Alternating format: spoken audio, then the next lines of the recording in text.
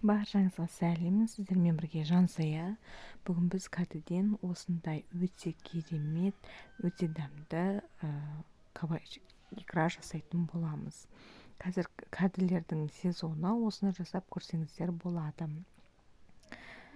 Менің арнамнан апта сайын түрлі рецептер шығып отырады, сондықтан жіберіп алмас үшін жазылып лайк басуды да ұмытып кетпеңіздер.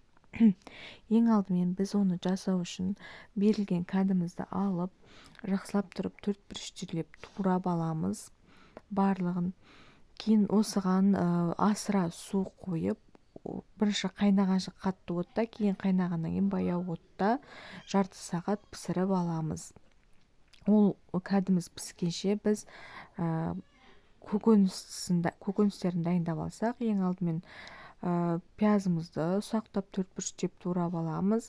Кейін сәбізімізді алып үккіштен өткізіп аламыз. Осылардың барлығын біз қазір бір-бірлеп жақсылап турып қуыратын боламыз. Ол үшін ыстық табада біз ең алдымен пиязымызды жақсылап қуырып аламыз. Осындай жұмсара бастаған кезде үстіне сәбізімізді қосып жақсылап қуыратын боламыз. Оның барлығын қуырбағаннан кейін ұсақтап туралған чеснокты да салуды ұмытып кетпеңіздер. Мен видеоға түсіріп алмаппын оны.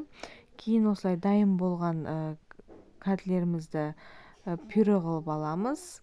Ал көкөністерімізге қызанақтарымызды қосып жақсылап тұрып қуырып аламыз. Оларды да қуырып аламыз. Соғы әбден шығып құрғағанша.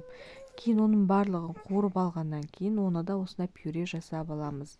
Екі пюрені бір-біріне қосып, жақсылап тұрып араластырып, тұзын, бұрышын салып, жақсылап тұрып араластырамыз да баяу отқа қайнағанша, бұрқылдап қайнағанша орташа отқа, кейін баяу отқа қойып, бір жарым сағат баяу отта қақпағын ашпай пісіріп аламыз. Міне осындай кәдеден жасалған өте керемет икраларымыз дайын болды. Міндетті түрде жасап көріңіздер. Лайк басуды ұмытпаңыздар. Ас болсын.